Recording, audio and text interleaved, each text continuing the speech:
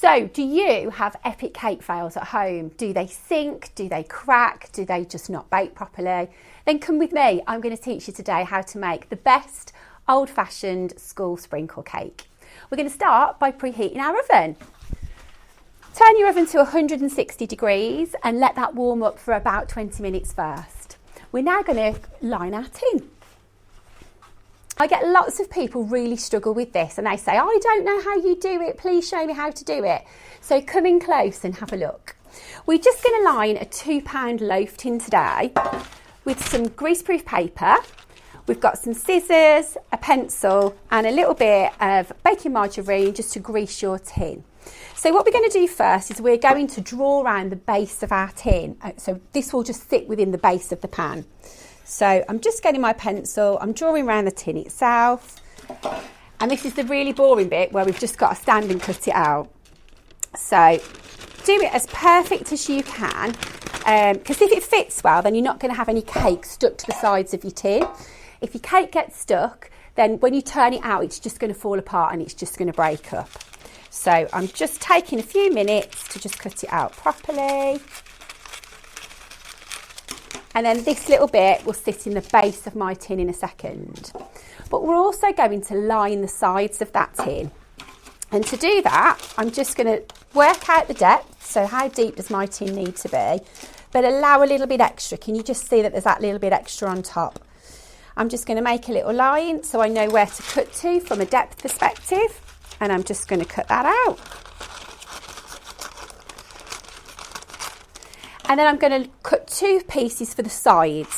So I'm going to cheat a little bit here. I'm just going to cut about the same depth, so to there. And I'm just going to cut one long piece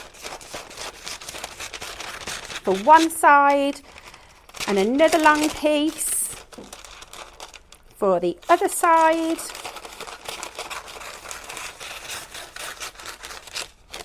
And that I'm hoping will do. So always start by just folding a tiny bit of the bottom up. What you're going to do is you're just going to snip this little folded up bit in a few places. So what this does by snipping, it means when you put the baking margarine on the tin, it's got something to anchor it to.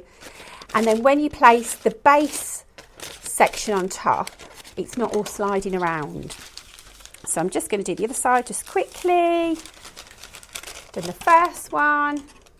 Just a few snips, just on the angle. This is something my mum taught me when I was a little girl. I've tried lots, baking, just greasing the tins, greasing and flouring the tins. You've probably tried it all yourself. And I tend to find greasing it alone, sometimes you get those little bottom sections of the tin here whereby things get stuck. Greasing and flouring, I find it dries the sponge out. So I always find greaseproof paper or parchment paper to be the best thing. You want the non-stick stuff. So once you've got your pieces cut out, we've got some baking margarine here. I'm just going to grease my tin. And all I'm doing, hoping you can see this, is we're just moving it around across the base, all around the sides. You want to be able to see that butter. You want to get into the corners, up the other side. Can you see that there? All round here. If you've got a section of your tin that hasn't got any yellow colour on, then you need to carry on. I've missed this bit down here, so I'm just going to put a little bit more. But really get into those nooks and crannies to make sure you've got it all covered. You're then going to take your longer sections of paper. You're going to start on the edge and just push that down. Can you see? Those little cut pieces are just going to sit in this section here. I'm just pushing that down, and because I've got a good amount of baking margarine on there, it's sticking and it's not falling. I'm not faffing about. So we'll just push that in. And can you see it's gone all around the sides, just that one piece. We're now going to take the other piece, just put a little bit more baking margarine on the outside edge and it will stick it to your other piece. I'll just pop this in and then I'll show you. I've just stuck it on there and I'm just pushing it in. Doesn't matter if it overlaps a little bit, that won't hurt at all. And I'm just going to use your baking margarine as like glue to stick that other bit of parchment down just there. So That's the sides covered. You're then going to take the base that you cut out earlier. Make sure your pencil mark is on the underneath. You don't want that pencil mark touching your cake. And you're just going to stick that in there. Okay, like so. I'll put a little bit more baking margarine on there just so it doesn't all fall out. And that's how to grease your tin. Can you see that all the edges, I've just pushed my fingers into the corners so there's no space there and no air bubbles or anything, but that is how you line the perfect tin. So now we're going to go over to the mixer. I'm going to teach you how to make an all-in-one sponge recipe. This is a fail-safe thing where you literally throw everything in together. It's really quick, it's really straightforward, and we're going to go over and start now. So these are my ingredients. We've got baking margarine, we've got sugar, we've got self-raising flour, 3 eggs, and a teaspoon of vanilla extract. I'll make sure we pop this recipe below the video so you can make this at home. We're going to start by mixing our butter and our sugar.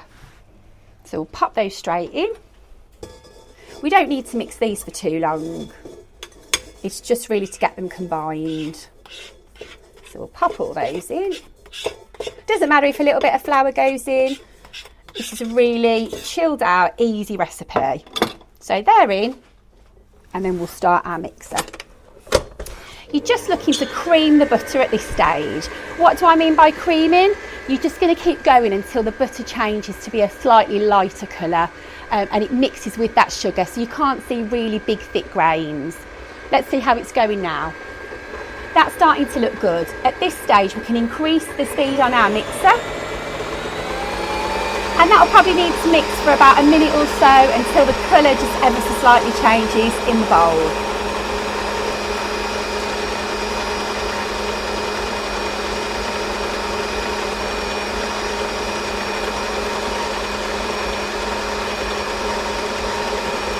Now the beauty about this recipe, because it's an all-in-one recipe, you don't need any expensive equipment. I love my mixer, but you can use these arms and a whisk and just do it yourself at home. It's really, really simple and straightforward. So come and have a look back in the bowl.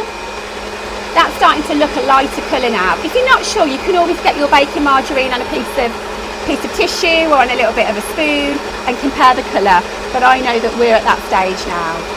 So if I just stop the mixer, can you see how you can't see any sugar either? It's all combined. At this stage, we're now going to add our eggs and a little bit of flour. So egg always goes first. So we'll just tap that on the side of our bowl. Pop that egg in. We're just going to give it a little bit. What a lot of people do is they overmix their cake. And what does overmixing do? It just produces a dry mixture. So we're only going to just combine it. So this is really important. Do not overmix. So just at a nice gentle speed, we're just looking to get that egg, the orangeness of our egg, just mixed in. Okay, that will do.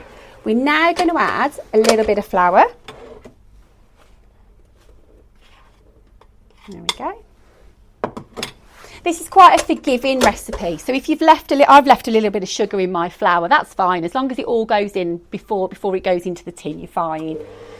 So we're just going to mix that up again. Just have a little look in my bowl, and that all comes back together. And can you see the mixture starting? If I just move my blade out the way, can you see it's starting to look a little bit like thicker here? The texture's thicker.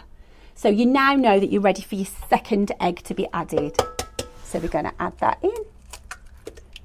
Make sure you get all that good stuff out, that nice white. Back down with the mixer again.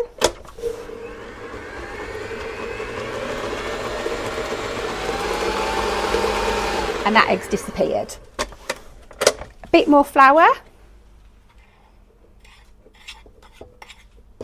There we go. And we'll mix it again.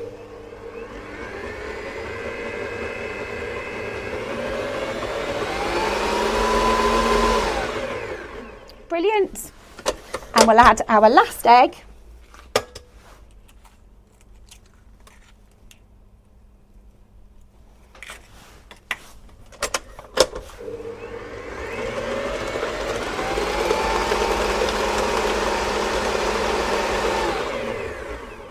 And then we're going to add the very last bit of what's on our plate. Don't leave anything behind, get it all in there. As you all probably know, baking is a science, and it works because everything's been tested like a trillion times. So we want to make sure every bit of ingredients are in that bowl. Okay. We're going to mix that again for the last time.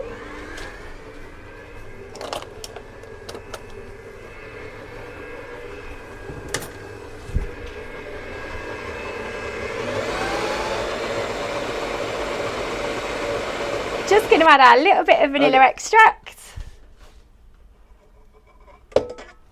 And then we're just going to gently mix this now, not too fast. We don't want to lose all the air that we've managed to incorporate. There we go, that'll do nicely. So we're then going to scrape our blade down. So we want all of this lovely batter to go into our bowl and then into our cake tin. Do you know, this isn't the best spatula. Oh, can you smell it? I can smell it. I wish there was smelly vision. It smells of beautiful vanilla. But how quick was that? I mean, that was so quick to do, wasn't it? Okay, let's go back over to our tin. And all we're going to do is add this into our tin. Look at that. This is what we call dropping consistency. So it literally just drops from the bowl.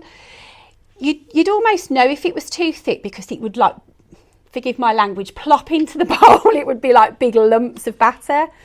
If that's the case, you'd need to just thin it down a little bit with a tiny bit of milk, if you get that. But this should give you this beautiful, what we call dropping consistency. So I'm nearly there, a little bit more to get out of the bowl.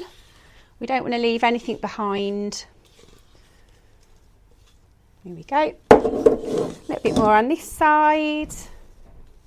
There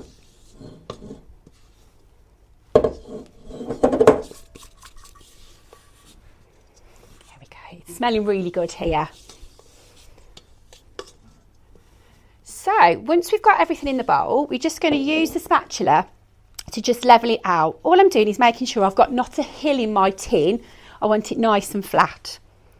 So just push it to the sides, push it to the other side.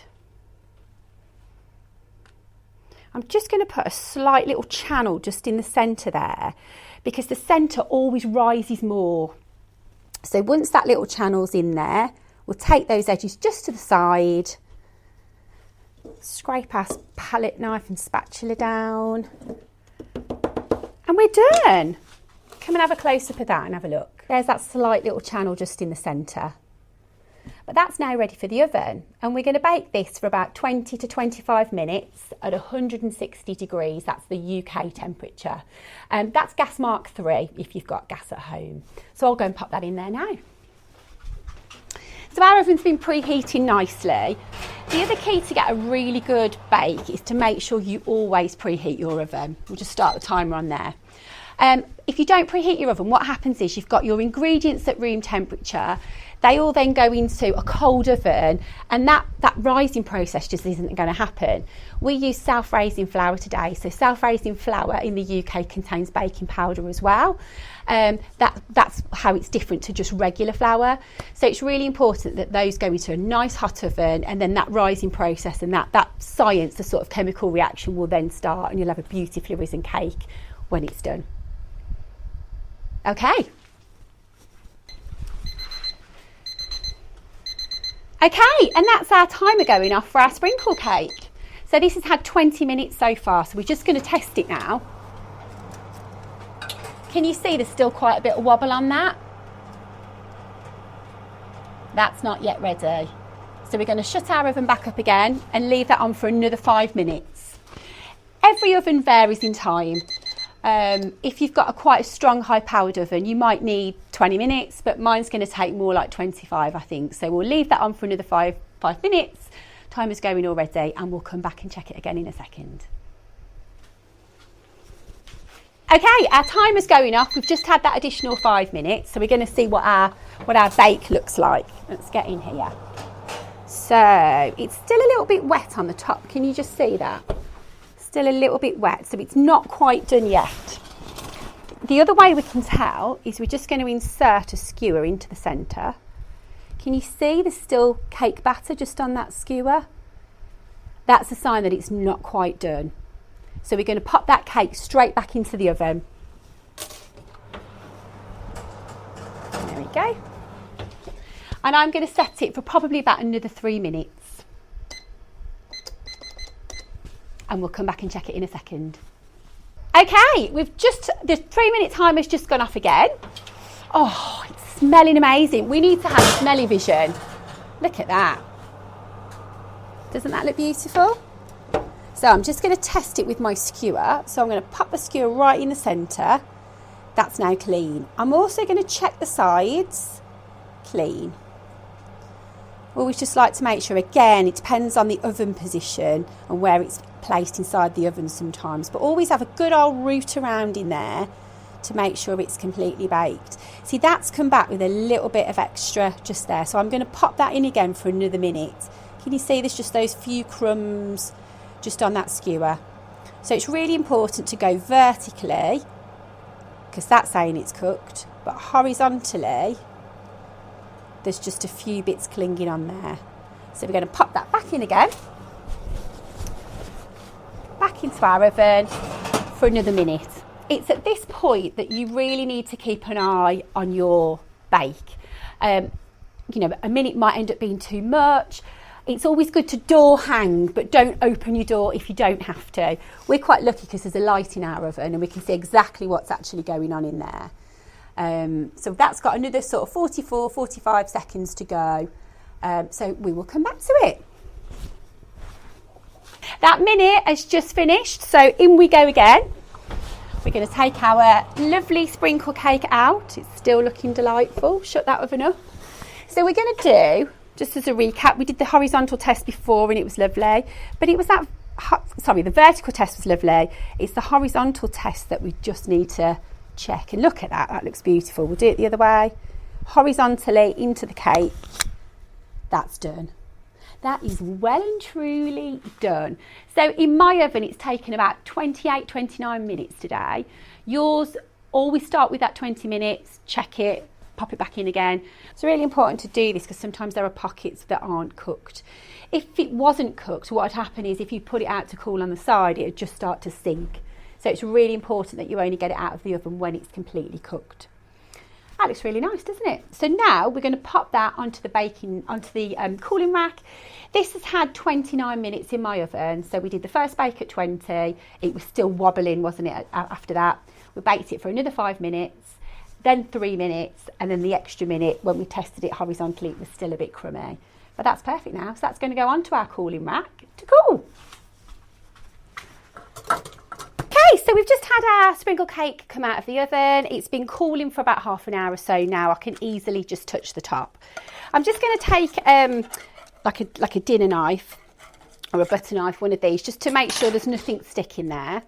We're going to place our cooling rack upside down and then, place our pan upside down. And then we'll just really gently peel off. Do this really carefully because sometimes it gets a little bit stuck around the corners. Looking good so far. Just really carefully tear that back bit and pull it round. If your cake's a little bit warm, you could just take the corner off like I've done there, but we'll hide that in a minute, so don't worry at all. There we go. Then we'll just take the top bit off. There we go, look at that. That looks really good, doesn't it? So now what we're going to do is we're going to make our glaze. So this is just icing sugar with a little bit of vanilla just for flavouring, and I've got some, not boiling, but just slightly warmed water. It's just out of the tap. I'm going to add a little bit and I'm just going to start to mix. The icing sugar will go through a couple of different stages where it will go really lumpy like it is now. So we know we need to add a little bit of water. But you do have to mix a lot longer than you think you do, because all of a sudden it goes too wet or, you know, too sloppy, if that makes sense. So can you see just here now it's starting to get a little bit of a paste, and we're just going to add a little bit more icing sugar into it. I've got 150 grams of icing sugar here. I've got about half a teaspoon of vanilla and then just a few drops of water, as you've seen. That's a little bit too thick, so we're just going to add a little bit more. You want this to just really, you know, to just drizzle over the side, just to coat the sides. So just mix that in a bit more. I've just noticed I've still got a little bit of greaseproof paper just on here. That's the only trouble with using brown greaseproof paper. You can't always see it. There we go. Just gently take that off. There we go. It's now all off. Can you see you've got quite a thick dropping consistency at this point? I can smell the vanilla in that as well.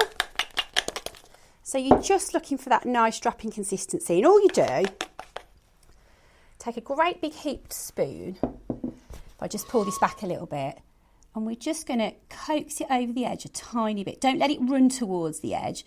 You be the one that pushes it over. You only need just the tiniest bit there, and these will continue to go over. It always looks better if it's a little bit not uniform, ununiform. I'm trying to get the right word out there. But just a little bit just pushed over the edge. This is like a really old-fashioned rustic style cake. We used to have this at school for like school dinners. So we'd have our meat and veg and whatever else we'd have, and then we'd always finish off with a little bit of sprinkle cake and pink custard. So you can make this pink. It was never custard, it was just this royal icing drizzle. But you can colour it pink with a little bit of gel colour. Wilton do a nice pink colour as well, but you can do any shade. If it was for your son's birthday, you might want to do blue, a blue drizzle. A little bit more on the sides and the back.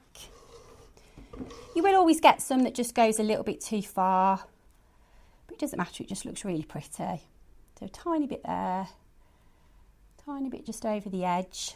Just be patient with this really. It'll find its own way.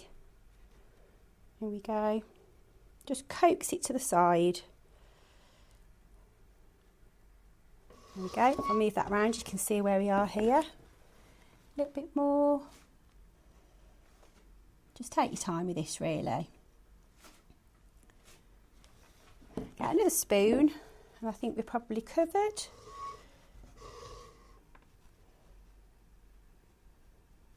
There we go. Looks pretty, doesn't it? But you can add all sorts of flavours into this. We've gone with vanilla, but I've tried lemon before. That's really nice on like a lemon drizzle cake. There we go. And then all I'm going to do, just to finish it off, is what we used to do at school. In fact, I don't think we had sprinkles on at school because school budgets and all that never allow for sprinkles. But we can just add a few little nice sprinkles just on the top. There we go. Just to finish it off. A few more there. How brilliant does that look? So it's the most easiest all-in-one method recipe, plus a nice drizzle with icing sugar and water on top. So it's a really cost-effective way to make a cake. Brilliant for a birthday, brilliant just because you've got somebody coming round. This one's vanilla, you can easily change up the flavours. I've done lemon before as well, which is always really, really lovely. So happy eating. This is good old-fashioned school cake, sprinkle cake at its finest.